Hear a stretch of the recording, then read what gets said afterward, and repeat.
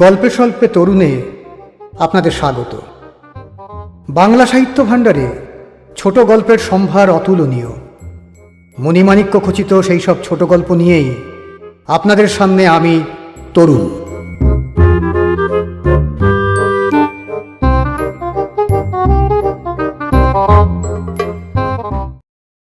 আজকের গল্প কবি, রচনা সৈয়দ শামসুল হক।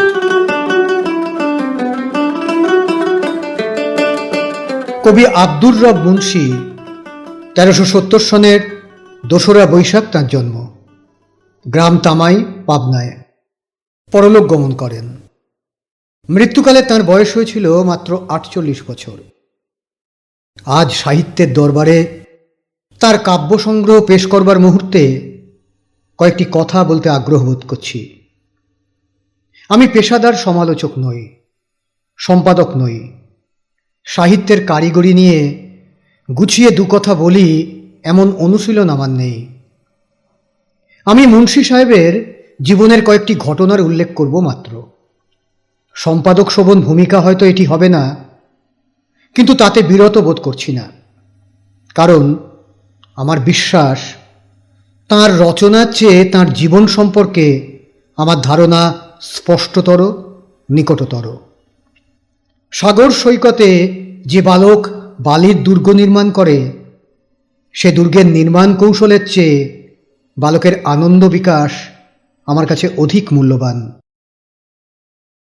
সে আজ থেকে বছর 10 আগের কথা।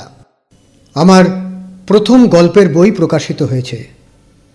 তার নামোল্লেখ না করেই বলি, বইটি ছিল নিতান্তই প্রথম প্রয়াস। আজ পেছনের দিকে তাকিয়ে মনে হয়, সে বইটিকে বালিশের নিচে নিয়ে কত বিনিদ্র রাতই না যাপন করেছি।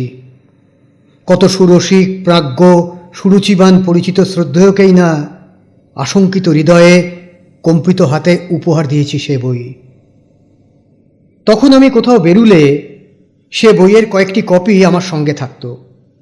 যিনি আন্তরিকতা নিয়ে দুদণ্ড কথা বলতেন, তাঁকেই 1 কপি বই উপহার হিসেবে লিখে দিতাম। তখন কবি আব্দুর রব মুন্সির সঙ্গে আমার প্রথম দেখা হয়।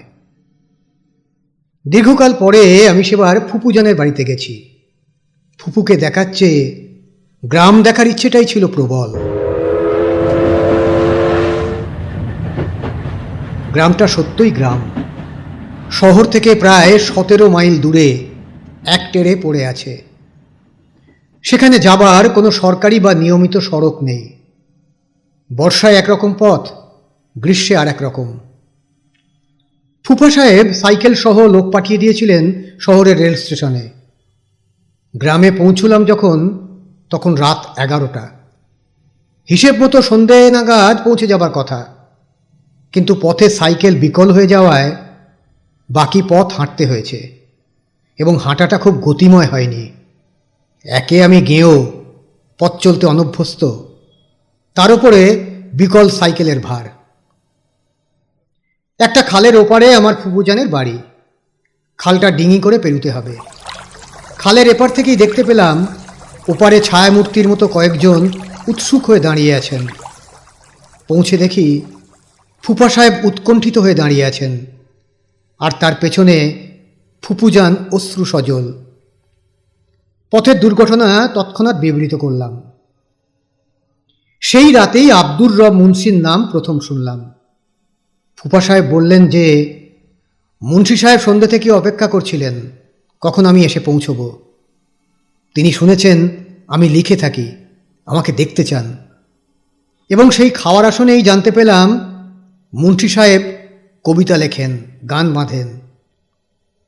ফুফা সাহেব বললেন, কাইল একবার আইবেন তোমার লগে আলাপ করতে। আমি খুব রোমাঞ্চিত বোধ করেছিলাম, মনে আছে। সেটা সম্ভবত এই জন্য যে আমি লিখি শুধুমাত্র এই কারণে একজন আমার সঙ্গে দেখা করতে আগ্রহী। আমার যতদূর মনে হয়, আব্দুর রব মুন্সি প্রথম মানুষ যিনি লেখক হিসাবে আলাপ করতে এগিয়ে এসেছিলেন আমার কাছে। কিন্তু কিন্তু পরদিন তিনি এলেন না। তারপর 1 সপ্তাহ চলে গেল, তার সাক্ষাৎ পেলাম না। আমি মাঝে মাঝে এই ফুপা সাহেবকে তাঁর কথা জিজ্ঞেস করতাম। তিনি বিরক্ত বোধ করতেন, বলতেন, মুন্সির কথা ঠিক নাই, দেখো গা কোথায় আসর জমাইয়া বসছে, তোমরা কবিরা হইলাগা পাগল ছাগল মানুষ। আমি স্মিত হাস্যে উপহাসটুকু ঢাকবার চেষ্টা করতাম। গ্রামের সামাজিকতা আমার জানা ছিল না। শুনলাম মুন্সি সাহেবের বাড়িতে আমি নিজে গেলে তা ফুপা সাহেবের সম্মানহানির কারণ হবে।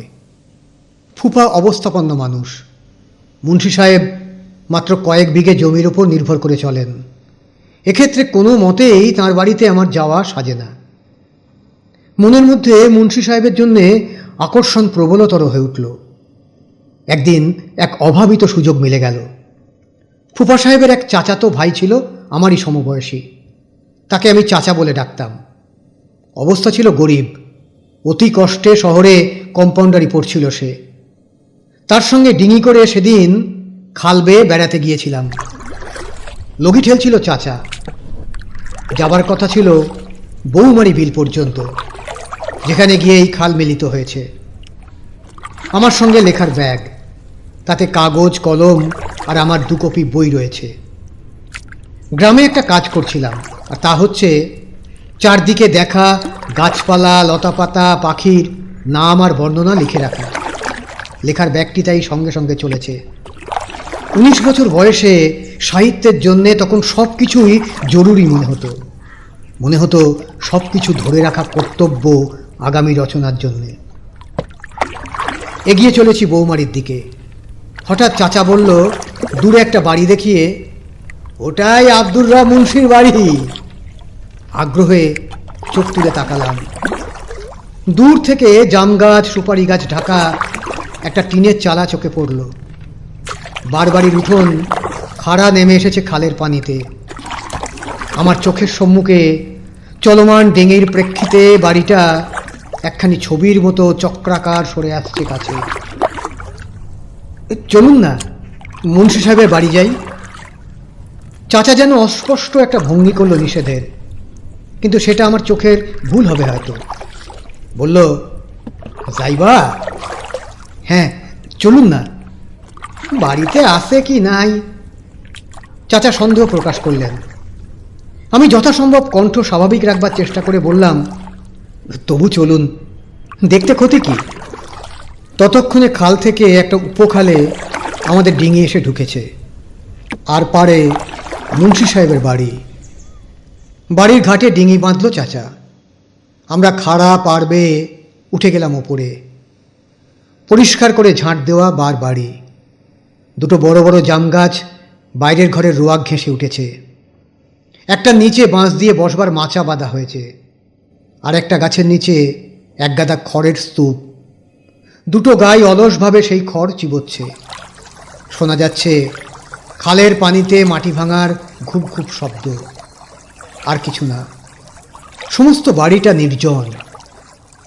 চাচা বেড়ার দরজার কাছে দাঁড়িয়ে গলা তুলে ডাকতে লাগলো, ও কবি চা, বাড়িতে আসো না?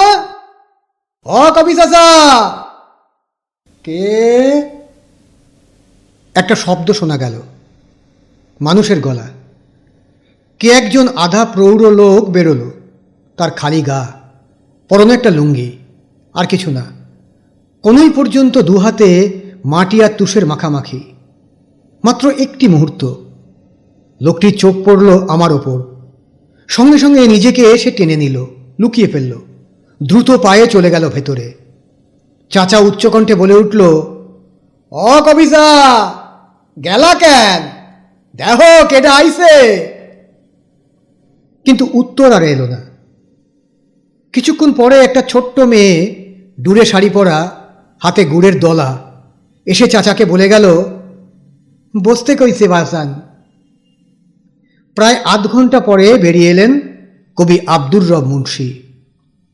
পরিষ্কার করে ধোয়া একটি লুঙ্গি পরেছেন, গায়ে ছেঁড়া কিন্তু ধবধবে সাদা পাঞ্জাবি, তার উপরে গেরুয়া রঙের উড়নি জড়ানো, পায়ে কাঠের উঁচু খড়ম, মাথায় কিস্তি টুপি।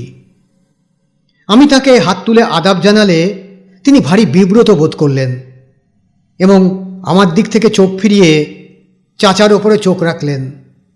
নিঃশব্দে হাসলেন একটু, যেন আমি সেখানে উপস্থিত নই। বললেন, বসেন বসেন বসেন ডাক্তার সাহেব। কম্পাউন্ডারি পাশ করবার আগেই চাচা ডাক্তার হয়ে উঠেছে জেনে খুব আমোদ বোধ করলাম। আমি মুন্সি সাহেবকে দেখতে লাগলাম। তিনি চাচার সঙ্গে আলাপ তুললেন। তার ডাক্তারি কতদূর শেখা হলো। প্রসঙ্গ আনলেন স্থানীয় স্কুলে নতুন বাংলা মাস্টারের। অদূরেই গায়ে দুটো দেখিয়ে বললেন, আজকাল 600-650 দুধ হইতাছে। আমি বুঝে উঠতে পারছিলাম না এখানে আমি কি বলবো। দেখা করতে চেয়েছিলাম, কিন্তু কি বলা কর্তব্য তা মাথায় আসছিল না। অনুভব করছিলাম আমার একটা কিছু বলা দরকার। বললাম, শুনলাম আপনি কবিতা লেখেন। না কই। আব্দুর রব মুন্সি সচকিত কণ্ঠে বললেন, তারপর হেসে ফেললেন, যেন ধরা পড়ে গেছেন। সংসারের কাজে সময় পাই না। তারপর হয়তো ভাবলেন এটাও যথেষ্ট বলা হলো না। লজ্জিত হয়ে যোগ করলেন, আমাদের রচনা কি আপনাদের ভালো লাগবে? লেখাপড়া শিখি নাই। গায়ে জামাল হোসেন বয়াতি আসিল, আর আমার বাল্যকালে এক হেডমাস্টার খুব ভালো পদ্য রচনা করত। তাদের দেখা দেখা নিজের হাউজে নিজেও রচনা করছি। মাইনসে অনর্থক আমারে কবি সাপ কয়, আমি কিছু না। কথাগুলো একটানা পড়ে যাওয়া যায়, কিন্তু তাঁর সেই কথন ভঙ্গি আমি জীবন্ত করে তুলব কি করে? থেমে থেমে হাতের নানা রকম ভঙ্গি করে আমার দিকে না তাকিয়ে খালের অপর পারে কয়েকটা চলমান মানুষের দিকে চোখ রেখে তিনি কথাগুলো বলে গেলেন। প্রতিবাদ করল আমার চাচা, বলে উঠল, দূর হ, কবি সাহেবের রচনা তুমি দেখো নাই? এমন সুন্দর রচনা 20 গাঁয়ে কেউ করতে পারে না। এই অঞ্চলে কবিতার গান মাইনসে মুখে মুখে গেয়া থাকে। তার পদ্য স্কুলের সবাই আবৃত্তি করে গায়ে ছাত্রেরা। আমি বললাম, আপনার জন্যে আমার একখানা বই এনেছি, উপহার দিতে চাই। এতকাল আগেই বলেছি, বহুজনকে সামান্য আলাপের সূত্রে আমার বই দিয়েছি। আজ যেন বই দিতে গিয়ে মনের মধ্যে একটা অনির্বচনীয় আনন্দবোধ জাগরিত হলো। কম্পিত হাতে তিনি বইটা নিলেন। সঙ্গে সঙ্গে তাঁর চোখ অত্যন্ত উজ্জ্বল হয়ে উঠল। আমার নিজে হাতে লেখা তাঁর নামটা অনেকক্ষণ ধরে দেখলেন, তারপর পাতা উল্টালেন।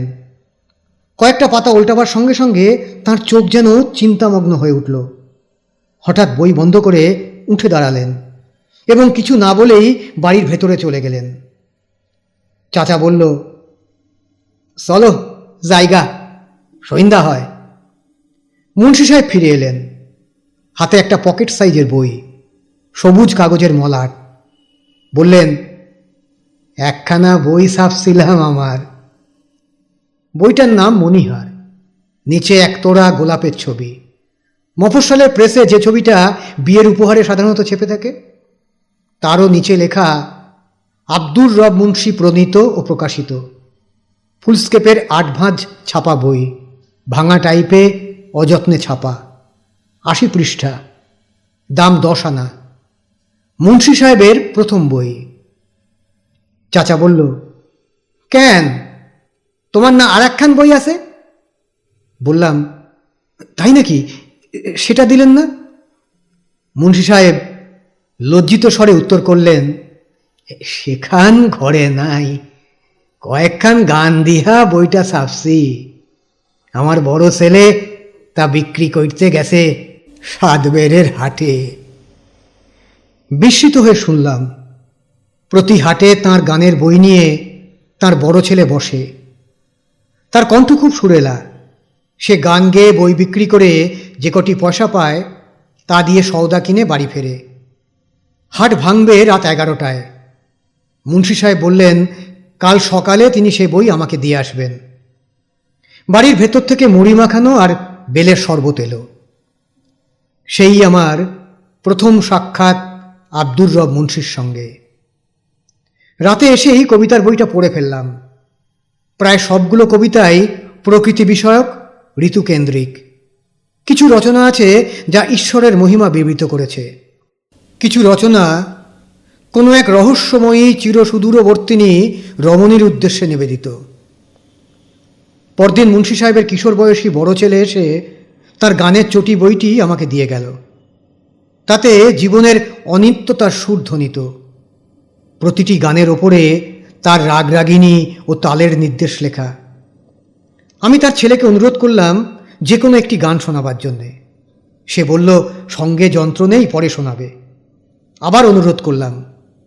সে তখন গাইতে শুরু করলো। বেঁধেছিলাম মন পিঞ্জরে পানের পাখি রে।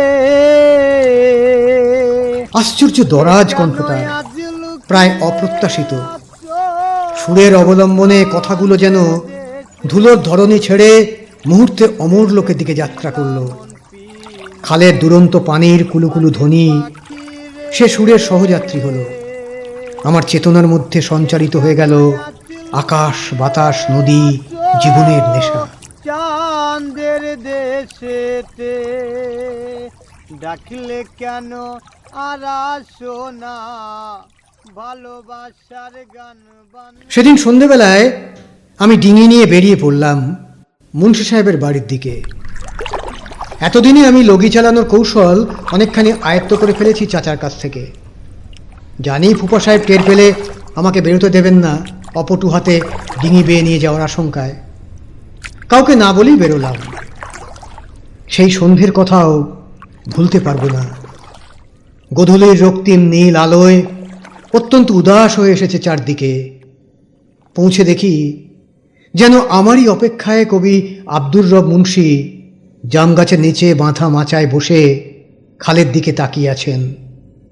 বড় ব্যস্ত হয়ে উঠলেন দেখে। বললেন, একাকী এভাবে আমার ডিঙি চালানো মোটেই নিরাপদ নয়। সেই প্রথম খুব স্পষ্ট করে আমি হঠাৎ একাত্ম বোধ করলাম তার সঙ্গে। তার কাছে আসাটা যে ফুপা সাহেব মোটেই পছন্দ করেন না, তা মনে করে তীব্র এক দংশন বেদনার অনুভূতি সঞ্চারিত হয়ে গেল আমার ভেতরে।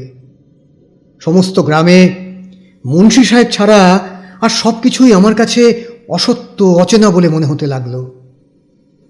আমরা দুজনে চুপচাপ বসে রইলাম সেই জাম গাছের নিচে। আস্তে আস্তে সমস্ত পৃথিবী অন্ধকার হয়ে এলো।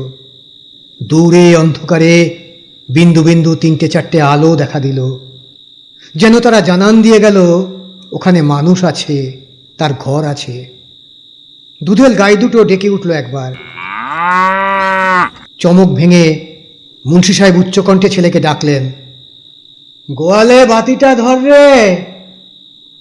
তার শঙ্কাকুল কণ্ঠ শুনে বিস্মিত হলে তিনি স্বাভাবিক সুরে বললেন, কখনো কখনো গোয়ালে সাপ আসে মাঠ থেকে দুধ চুষে খেতে।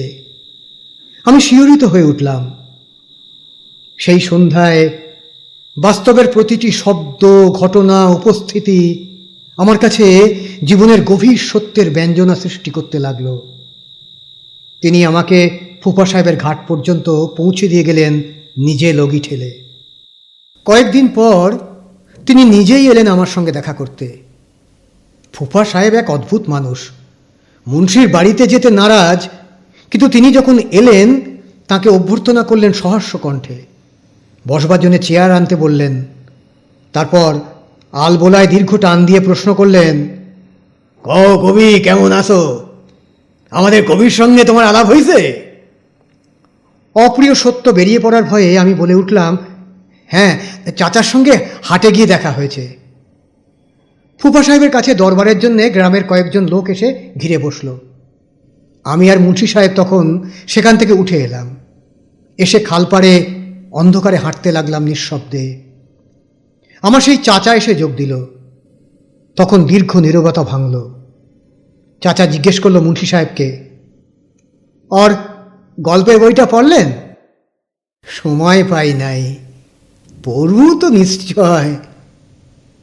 কিন্তু কেন যেন আমার মনে হলো তিনি আমার বইটা পড়েছেন, কিন্তু এগুতে পারেননি। আমি যেন স্পষ্ট বুঝতে পারলাম, আমি যে জগতের কথা যে ভাষায় লিখি, সে জগৎ সে ভাষা তার অজানা। মনে হলো এই পরিবেশে আমার বইয়ের কথা একেবারেই বেসুরো। তাড়াতাড়ি বললাম, ও কথা থাক। বললাম, আপনার কবিতাগুলো আমার খুব ভালো লেগেছে। সেদিন আপনার ছেলের মুখে একটা গান শুনলাম। হ্যাঁ, আমারে কইছে ও, একদিন বাড়িতে আসর কইরা আপনারে শোনাতে ইচ্ছা করে। বেশ তো, খুব ভালো হয়, আমি আসব। আপনার যেসব গান বইতে নেই সেগুলো শোনাবেন, নতুন কবিতা শোনাবেন। মুন্সি সাহেব নিঃশব্দে হাসলেন। নিজের লেখা সম্পর্কে তাঁর সেই মধুর সংকোচ আমি আজও ভুলতে পারিনি। কেন যেন সেই মুহূর্তে সেই সংকোচটাকে দূর করে দিতে ইচ্ছে হলো আমার। প্রসঙ্গ তুললাম, আচ্ছা, আপনার কবিতায় প্রকৃতির ছবি বারবার কেন আঁকেন? কারণটা কি? এরকম প্রশ্ন শুনতে তিনি অভ্যস্ত নন। লোকে ভালো বলে, মন্দ বলে, কিন্তু এ আবার কি? অনেকক্ষণ কোনো কথা বলতে পারলেন না। শেষে উত্তর করলেন আমার প্রশ্নের পুনরাবৃত্তিতে, কি জানি, আমার যেন মনে হয় এই সাইর দিকে যা দেখি তা আমার পর না। আমি একটা কষ্ট পাইলে লতাটাও যেন কথা কইয়া ওঠে। আমার একটা খুশি হইলে সাইর দিকে তার ছবি দেখা যায়। আমি ভাবি, আমার বাপ দাদাও এইসব দেখা গেছে। এই লতা পাতা, মেঘ বাদল, চাঁদ সূর্য সব তারা দেখছে। তারা চইলা গেছে, আমরা আসছি, আমরাও দেখতাছি। যারা চইলা গেছে তারা মনডারে এই সবের মধ্যে সরাইয়া দিয়া গেছে। আমি যা রচনা করি সেই মেঘ বাদল, চাঁদ সূর্য, লতা পাতার কাছ থেকে শোনা কথা নিয়াই রচনা করি। তার সাথে নিজের ভাবটারে মিশাইয়া দিবার চাই। আপনি আমার কথা শুইনা হাসতাছেন যে পাগলে কি কয়। আমি তাকে দ্রুত কণ্ঠে আশ্বাস দিলাম, না না, আপনি বলুন। কিন্তু হঠাৎ যেন কোথায় বাধা পড়েছে, কিংবা তার মনে হয়েছে আমি শহুরে শিক্ষিত মানুষ আর তিনি গেঁয়ো অশিক্ষিত। তিনি চুপ করে গেলেন। সে রাতে তাকে আর কিছুতেই মুখর করে তোলা গেল না। কেউ একটা ডিঙি যাচ্ছিল বেয়ে। তিনি ডেকে শুধোলেন, কে যায়? অন্ধকার খাল থেকে শোনা গেল কেউ উৎফুল্ল কণ্ঠে চেঁচিয়ে জিজ্ঞেস করল, বাড়ি যাইবেন? তিনি বিদায় নিলেন। এর দুদিন পর ঢাকায় ফিরে আসি আমি। বর্তমান অতীত হয়ে যায়, অতীত হয় স্মৃতি, স্মৃতি থাকে নিদ্রিত। প্রসঙ্গের স্পর্শ না পেলে তার নিদ্রাহরণ হয় না। কবি আব্দুর রব মুন্সির কথা আর মনের মধ্যে জাগ্রত থাকে না একদিন। প্রায় বছর চারেক পরে আমার সেই চাচা এলেন ঢাকায়। উদ্দেশ্য সরকারি চাকরির একটা ইন্টারভিউ দেয়া। আমার বাসাতেই উঠলেন। তিনি একদিন কথায় কথায় জিজ্ঞেস করলেন, আরে ভালো কথা, আব্দুর রব মুন্সির কথা তোমার মনে আছে না? সেই কবি। এক মুহূর্তে স্মৃতির জগতে আলোড়ন তুলে উঠে এলেন কবি। প্রথম দিনের সাক্ষাৎ, আমাকে দেখে বেশভূষা বদলানোর জন্যে তার চলে যাওয়া, জাম গাছের নিচে বসে থাকা, খালপাড়ের সেই রহস্যময় আলাপ একই সঙ্গে মনে পড়ল আমার। মনটা উৎফুল্ল হয়ে উঠল। বললাম, হ্যাঁ হ্যাঁ, নিশ্চয়ই। কেমন আছেন তিনি? আর কবিতার বই বেরোয়নি তার? চাচা প্রথম প্রশ্নটাই বেছে নিলেন। একটু বিষণ্ণ সুর ফুটে উঠল তার কণ্ঠে। না, বিষণ্ণ নয়, কেমন যেন অপরাধ বোধের ছোঁয়া তার স্বরে। বললেন, ভালোই আছে। আমার মনটা অজানা আশঙ্কায় স্বস্তিহীন হয়ে উঠল। আস্তে আস্তে সব শুনলাম গেল বছর ইলেকশনে দাঁড়িয়েছিলেন ওই অঞ্চলের আলতাফ তালুকদার। চাচা জিজ্ঞেস করলেন, তালুকদার সাহেবের নাম আমি শুনেছি কিনা। বললাম, না। বললেন, কেন, আমি কি তাকে একদিন ফুপা সাহেবের বাড়িতে দেখিনি? তিনি এসেছিলেন। অধৈর্য হয়ে বললাম, সে কথা থাক, মুন্সি সাহেবের কি হয়েছে তাই বলুন। তখন আবার বলতে শুরু করলেন। বললেন, তালুকদার সাহেব ইলেকশনে দাঁড়িয়েছিলেন, ফুপা সাহেব ছিলেন তার বড় সমর্থক। তা ভোটের সময় কত রঙেরই না প্রচার হয় তুমি জানো। পালা হয়, ভোজ হয়, সং বেরোয়, রং বেরঙের নৌকো বেরোয়, গান বাঁধা হয়, সে গান হাটে হাটে গাওয়া হয়। ফুপা সাহেব কবির কাছে খবর পাঠালেন দেখা করবার জন্যে। তিনি সেদিন আসতে পারলেন না। ঘটনাটি সম্পূর্ণ শোনবার পর আমার মনে হয়েছে আগে থেকেই মুন্সি সাহেব আঁচ করতে পেরেছিলেন, আর তাই আসেননি। পরদিন আবার লোক গেল তার কাছে। তারা মুন্সি সাহেবকে ডিঙি করে নিয়ে এলো। ফুপা সাহেব বললেন, মুন্সি, গান রচনা করতে লাগব, শুনিস তো? তালুকদার সাহেব ইলেকশনে খাড়াইছেন, তারে পাশ না করালি দেশের আর মঙ্গল নাই, বুঝছো? দেশের কাম বইলা তোমারে সম্মান করুন না তা না, তালুকদার সাহেব গুণিন মান রাখতে জানে। আর আমার উপর কথা কি কি চুপ করে আছে যে? কোমর বাইন্দা গান রচনা করো দেখি এক কান। আমার সময় নাই। বজ্রপাতের মতো শোনায় কবি আব্দুর রব মুন্সির কণ্ঠস্বর। ফুপা সাহেব গর্জন করে ওঠেন, কি কি কইলা? কি আর কমু, সময় নাই, সেই কথা কই। মাথা মুথা ঠিক আছে তোমার? এত বড় একটা কামে তোমার সময় নাই, সেই কথা আমার সামনে খাড়াইয়া কও। চুপ করে থাকেন কবি। তোমার মনের কথাটা কি কছেন শুনি? আমি গান রচনা করতে পারমু না। কেন? ফুপা সাহেবের দু চোখ ক্রোধে বিস্ময়ে ছোট হয়ে আসে। তার কণ্ঠস্বর পাতলা ছুরির মতো শোনায়। মুন্সি সাহেব উত্তর করেন, যে মানুষ না তার গান রচনা করতে কন? জবান সামলাইয়া কথা কইও। বনের মধ্যে বাগেরে সালাম দিয়া পথ লাগে, ছোট মুখে বড় কথা কইও না। মানিরে মান দিয়া চইল।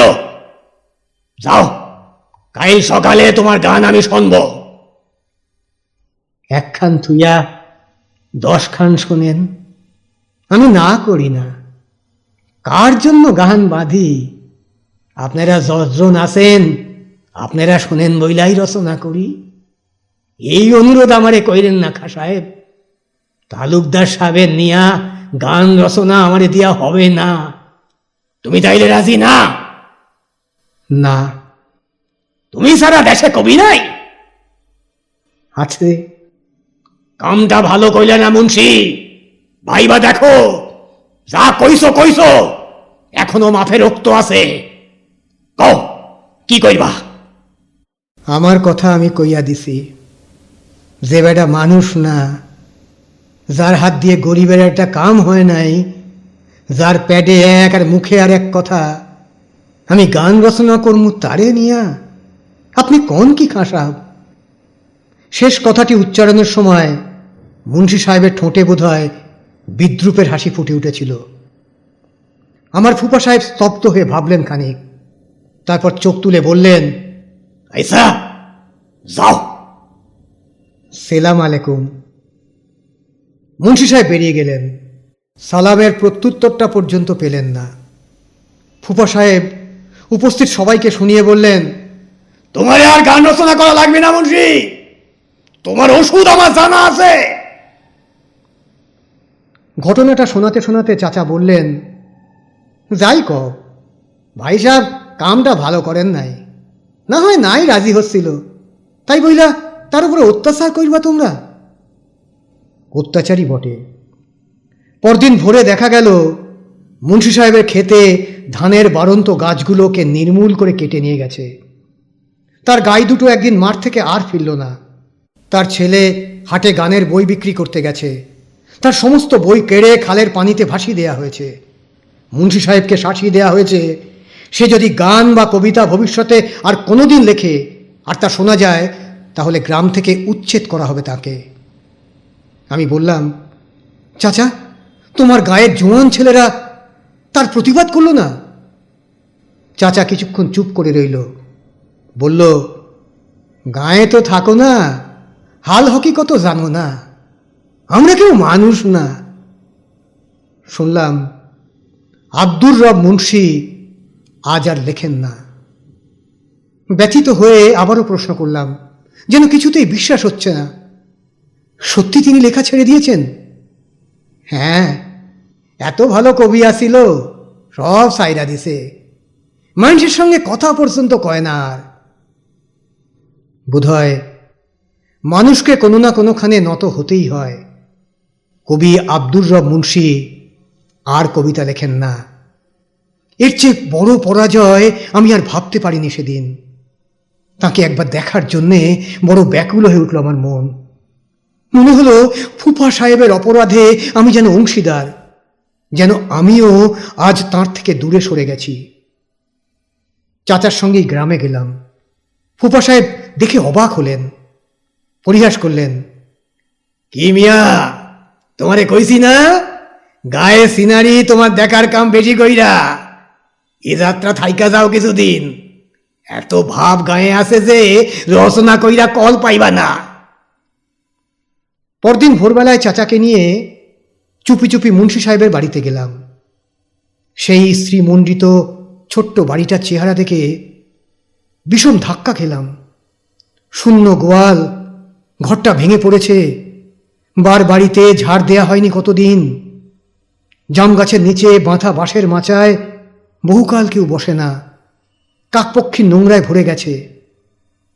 শুনলাম মুন্সি সাহেব মাঠে গেছেন। চাচা বলল, তাহলে চলো ফিরে যাই। আমার যেন জেদ চেপে গিয়েছে। বললাম, না, দেখা করেই যাব, চলুন মাঠেই যাওয়া যাক। মাঠের সন্ধান নিয়ে চাচা চলতে শুরু করলো, আমি পেছনে পেছনে। মাথার ওপরে চড়চড় করে সূর্য উঠতে লাগলো, পায়ের তলা ব্যথা করতে লাগলো। চোখ ধাঁধানো রোদ্দুর ছাড়া আর কিছু দেখতে পেলাম না চারদিকে। পৌঁছলাম। সেখানে দাঁড়িয়ে চারদিকে চোখ মিলে দূরে দেখিয়ে চাচা বলল, ওই যে কবি চাচা লাঙল দিতাছে। তাকালাম। সে দৃশ্য না দেখাও ভালো ছিল। পরনে একটা গামছা, আর কিছু না। শরীরের বাকি অংশ নগ্ন। লাঙল ঠেলছেন কবি আব্দুর রব মুন্সি। ওইটুকু দূরত্ব পেরুতে যেন এক যুগ লাগলো আমার।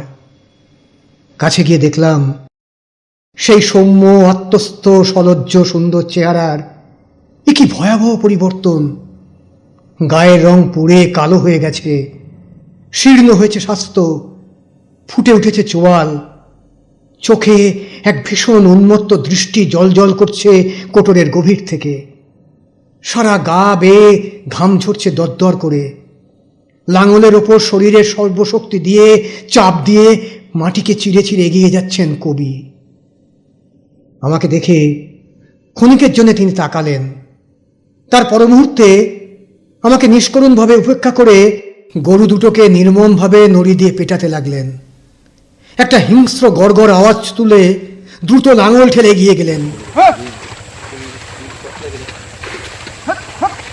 আমার মনের মধ্যে কেমন একটা অনুভূতি হলো, যা ভয় নয়, বেদনা নয়, একসঙ্গে দুটোই, এবং কোনোটাই নয়।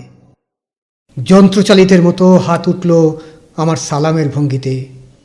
অস্ফুট স্বরে উচ্চারণ করলাম, সালাম। কোনো জবাব এলো না। চাচা কানে কানে বলল, চলো যাই, তোমারে বোধহয় চিনবার পারে নাই। তখন আমার মনে হলো হয়তো তাই সত্যি। সত্যি হোক মিথ্যা হোক, সেখানে আর দাঁড়াতে পারলাম না আমি। উল্টো মুখে হাঁটতে শুরু করলাম।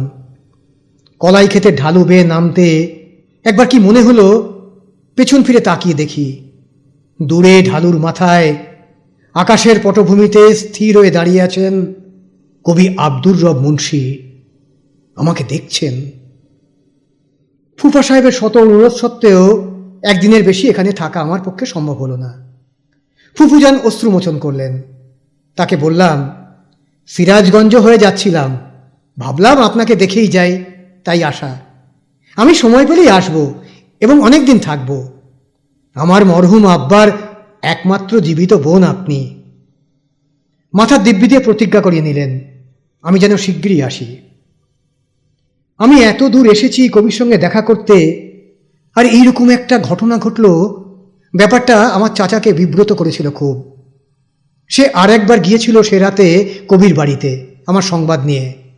আমার কথা তুলতেই তিনি নাকি বলেছেন, না না, আমি আর রচনা করি না, তার সঙ্গে দেখা করার কোনো কাম নাই আমার, কইয়া দিও সে যেন আর না আসে। চাচার কাছে শুনলাম মুন্সি সাহেব আর তো লেখেনি না, তাঁর পুরনো গান কেউ গাইলে পর্যন্ত ক্ষিপ্ত হয়ে ওঠেন। স্কুলের সবাই তার কবিতার আবৃত্তি বন্ধ হয়ে গেছে অনেক আগেই। তালুকদার সাহেব ইলেকশন জেতার পর কোথা থেকে দুই ছোকরা গায়েন এনে আব্দুর রব মুন্সির বাড়িতে লেঠেল দাঁড় করিয়ে গান করিয়েছেন সারা রাত। সে গানের বিষয় ছিল মুন্সি সাহেবের ঊর্ধ্বতন আর অধস্তন 14 পুরুষের আদ্যন্ত শ্রাদ্ধ। অশ্লীল খেউরের সঙ্গে তুমুল রবে সারা রাত বেজেছে ঢোল কাসর, কোমর দুলিয়ে নেচে নেচে চিৎকার করে তারা সারা রাত গান করে গেছে। আমার মনে হলো তিনি তো ইচ্ছে করলেই স্ত্রী পুত্রের হাত ধরে গ্রাম ছেড়ে চলে যেতে পারতেন। ভীষণ আক্রোশ হলো এই ভেবে যে কেন তিনি গেলেন না। না হয় ভিক্ষা করে খেতেন, দিন মজুর খাটতেন, অনাহারে মারা যেতেন। এই পরাজয় কেন মাথা পেতে নিলেন তিনি? কেন তার কাব্য রচনার ইতি স্বীকার করে নিলেন? বিক্ষুব্ধ চিত্তে বিদায় নিলাম গ্রাম থেকে। প্রশ্নগুলোর জবাব আমি বছর দুয়েক পরে পেলাম, এবং আমার সৌভাগ্য স্বয়ং কবি আব্দুর রব মুন্সির কাছ থেকেই। বছর দুয়েক পরে আর একবার আমি গ্রামে যাই ফুফুজানের সঙ্গে প্রতিশ্রুতি মতো দেখা করতে, কিছুদিন বিশ্রাম নিতে। ঢাকায় তখন অত্যধিক কাজের চাপে অসুস্থ হয়ে পড়েছিলাম। ডাক্তারের পরামর্শে বিশ্রাম গ্রহণের উদ্দেশ্যে ঢাকা ছাড়লাম একদিন। গ্রামে এসেই মনে পড়ল মুন্সি সাহেবের কথা। চাচা সরকারি চাকরি না পেয়ে গ্রামেই ডাক্তারি শুরু করে দিয়েছিল। পসার হচ্ছিল মন্দ না। সে ভোরে আমার সঙ্গে দেখা করতে এলো। সারা গ্রামে এই আমার একমাত্র বন্ধু, যার কাছে নির্ভয়ে সব বলতে পারি, খোঁজ নিতে পারি। তার কাছেই শুনলাম মুন্সি সাহেব ভীষণভাবে অসুস্থ, শুল ব্যাধিতে শয্যাশায়ী, উৎকট বেদনায় দিনরাত চিৎকার করেন। মৃত্যুর বোধহয় আর বড় বেশি দেরি নেই। বড় অসহায় মনে হলো নিজেকে। তাঁর আর্ত চিৎকার যেন আমার কানের কাছে এসে ধাক্কা মারতে লাগলো। চাচাকে বললাম, আমি তাকে দেখতে যেতে চাই। চাচা উত্তর করল, আজ থাক, আজ সে দেখতে যাবে কবিকে, আমার কথা বলবে। চুপি চুপি সেই চিকিৎসা করছে তাঁর। রাতে খাওয়া দাওয়া সেরে চাচা এলো আমার সঙ্গে গল্প করতে। সেই খাল পাড়ে গিয়ে বসলাম আমরা দুজন। আজ বড় শূন্য মনে হতে লাগলো সব কিছু। চাচা বলল, তোমার কথা কবি চাচারে বলছি। কি বললেন তিনি? শুই না কি খুশি হইল, আমার হাত ধইরা কইল, তারে নিয়ে আসতে পারো। মনটা তখনই তার কাছে যাওয়ার জন্য উন্মুখ হয়ে উঠল আমার। সারা রাত তার কথা মনে পড়তে লাগলো কেবলই। পরদিন সকালে চাচার সঙ্গে গেলাম মুন্সি সাহেবের বাড়িতে। এক বছরে বাড়িটার ভগ্নদশা আরও বেড়েছে। গোরস্থানের মতো পতিত পরিত্যক্ত মনে হচ্ছে। আগাছায় বাড়িটা ঢেকে গেছে। খবর পেয়ে মুন্সি সাহেবের বড় ছেলে ভেতরে নিয়ে গেল আমাদের। ছেলেটা মাথায় বড় হয়েছে বেশ, গোঁফ উঠেছে, মুখের সেই শ্যামল ভাবটা মরে গিয়ে একটা ক্ষুধার্ত রূপ ফুটে উঠেছে সেখানে। ঘরে ছেঁড়া চাটাইয়ের ওপর শুয়ে আছেন কবি। আজ জীবন্ত মানুষ বলে তাকে ধারণা করতে কষ্ট হয়। মনে হয় একটা কঙ্কাল সজীব হয়ে উঠবার চেষ্টা করছে। আমাকে দেখে হাতটা বাড়িয়ে দিলেন। আমি সেই উদ্গ্রীব শীর্ণ হাতটা মুঠোর মধ্যে নিয়ে তার পাশে বসে পড়লাম। তিনি ব্যগ্র চোখ মেলে আমাকে দেখতে লাগলেন। কিছু বলবার চেষ্টা করলেন, কিন্তু নিঃশ্বাস নিতে ভীষণ কষ্ট হতে লাগলো তাঁর। বলতে পারলেন না। আমি বললাম, আবার আপনি ভালো হয়ে উঠবেন। চাচা আমাকে বলেছে এ রোগে কিছু হয় না। আমার সে কথা যেন তার কানে গেল না। তিনি আপন মনে বললেন, প্রায় ফিসফিস করে, আপনি আসছেন কত কথা কইবার আছে। কি খুশি হইলাম ডাক্তারের কাছে শুই না। ভালো আছেন আপনি? বই লেখেন নাই আর? বলতে বলতে তিনি আমার মুঠো থেকে তার হাত ছাড়িয়ে নিয়ে আমার শরীরকে ব্যাকুল দুহাতে স্পর্শ করতে লাগলেন। আমার চোখ সজল হয়ে উঠল। চাচা উঠে দাঁড়ালো। আমি কাছেই একটা রুগী দেখে আসি, তুমি কথা কও। কবিতা, তুমি কাইন্দ না কইলাম, কানবার কিছুই নাই, ভালো হইয়া উঠবা, আমি আসতাছি। চাচা চলে গেল। মুন্সি সাহেব বললেন, মিয়া সাহেব ডাক্তার হইলে কি হয়, জ্ঞান হয় নাই। আমার মৃত্যু আইস্তাছে, তারে ঠেগাবে কেডা? ডাক্তার? আমার মোহাম্মদ আমি চিনি না। সেই শোনে আসলেন, আপনার সঙ্গে খারাপ ব্যবহার করছি, কথা কই নাই ভাই, আমাকে মাফ কইরা দিও। আমি তাড়াতাড়ি সে প্রসঙ্গ চাপা দেবার জন্য বললাম, আমি কিছু মনে করিনি, আমি সব শুনেছি। আপনি আমাকে পেছন থেকে দেখেছিলেন, তাও দেখেছি। আপনি অনেক বড়, একদিন এই গ্রাম আপনার জন্য গৌরব বোধ করবে। তারা বলবে এই গাঁয়ে কবি আব্দুর রব মুন্সি বাস করতেন। তারা বলবে তিনি ওই জাম গাছটার নিচে বসে গান রচনা করতেন, কবিতা লিখতেন। আমাকে যেন নেশার মতো পেয়ে বসেছিল। তার চোখের সম্মুখে ভবিষ্যতের ছবিগুলো তুলে ধরছিলাম। বলতে বলতে আমার গলা ধরে আসছিল, তবু আমি বলে চলেছি। আমার কথা শুনতে শুনতে তিনি শয্যায় উঠে বসলেন স্বপ্নগ্রস্তের মতো। চোখ উজ্জ্বল হয়ে উঠল তার, আনন্দে মুখের রেখাগুলো থরথর করে কাঁপতে লাগলো। আমি তার হাত ধরে বললাম, এ সবই সত্যি হবে দেখবেন, আপনার দুঃখ করবার কিছু নেই। একদিন সবাই আপনাকে বুঝতে পারবে, তারা তাদের ভুলের জন্য লজ্জিত হবে। যেন রূপকথা শোনাচ্ছি তাকে। তার চোখ মুখ থেকে শিশুর উজ্জ্বল আগ্রহ ঝরে পড়ছে। আমাকে ভবিষ্যতের দূত মনে করছেন তিনি। যেন বিশ্বাস হচ্ছে না, তাই আবার আমাকে ছুঁয়ে ছুঁয়ে দেখছেন। তার বড় ছেলে এক গ্লাস গুড়ের শরবত এনে আমার সম্মুখে রাখল। উঠোনে দেখলাম কবির স্ত্রী মাথায় কাপড় নিয়ে একখণ্ড বেদনার মতো মুখটাকে দরজার আড়ালে রেখে আমাকে দেখছেন। মুন্সি সাহেব বললেন, শরবত খান, বলে নিজেই গ্লাসটা তুলে দিলেন আমার হাতে। যতক্ষণ আমি পান করলাম নিঃশব্দে দেখলেন। তারপর শুয়ে পড়লেন বিছানায়। বললেন, আপনারে ডাকছি, ডাক্তারের কাছে সেবার মিশা কথা কইয়া পাঠাইয়াছিলাম। দিন শেষ হয়ে আসছে আমার। তালুকদার সাহেব আমার ক্ষতি করতে পারে নাই। এখন কইতে আমার ভয় নাই, আমি রচনা থামাই নাই। কথা না কইয়া মানুষ বাঁচতে পারে? আমি কত কবিতা গান রচনা করছি, তারপরে সব লেখা আছে, লেখা তরঙ্গে বন্ধ কইরা থুইছি। আইজ না হোক কাইল তো লোকে জানতে পারবে। আপনারে আমি ডাকছি, আমার কবিতাগুলো একখানা বই কইরা ছাপাইয়া দিয়েন, আপনি পারবেন, দিবেন। একটা আশ্চর্য শিহরণ বোধ করলাম। সমস্ত অন্তরের মধ্যে অপূর্ব একটা আনন্দ হলো। কবি আব্দুর রব মুন্সি মরে যাননি। সেই খররৌদ্রে সারাদিন লাঙল চষে বাড়ি ফিরে রাতের অন্ধকারে গোপনে গোপনে তিনি রচনা করে গেছেন। তার বড় ছেলেকে বললেন তরঙ্গ খুলে কবিতাগুলো দিতে। সে পুরনো একখণ্ড কাপড়ে যত্ন করে বাঁধা লেখার পুটুলি এনে দিল। মুন্সি সাহেব ইশারা করলেন আমাকে পুঁটুলিটা তুলে নিতে। এক মুহূর্তে ভারী নিরাসক্ত নির্লিপ্ত মনে হলো তাকে। এত যে আগ্রহ, এত যে মমতা, লেখাগুলো স্পর্শ পর্যন্ত করলেন না তিনি, তাকিয়েও দেখলেন না আর। চোখ থেকে টপ টপ করে পানি গড়িয়ে পড়তে লাগলো শুধু। মুখ ফিরিয়ে বিকৃত কণ্ঠে বললেন,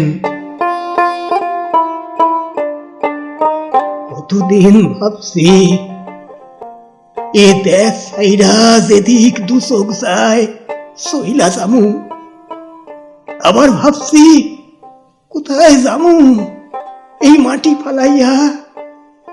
এই চাঁদ সূর্য গাছ গাছালি মেঘ বাদল আর কোন দেশে আছে? আমি সইলা গেলে অন্যায় তো আর আমার সাথে সাথে যাবে না, এই দেশেই রইয়া যাবে।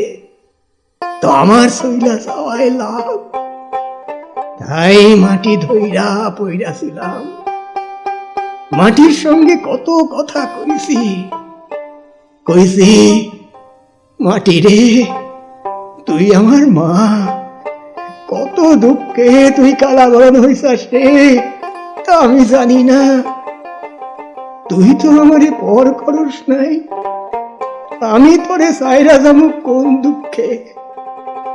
তুই আসস, আমার সব আছে। বলতে বলতে তার ফেরানো মুখটি তিনি নামিয়ে নিলেন আরো, মেঝের ওপরে মুখ রেখে ক্রন্দন কম্পিত শব্দগুলোকে বুকের ভেতর থেকে বের করে চলেছেন।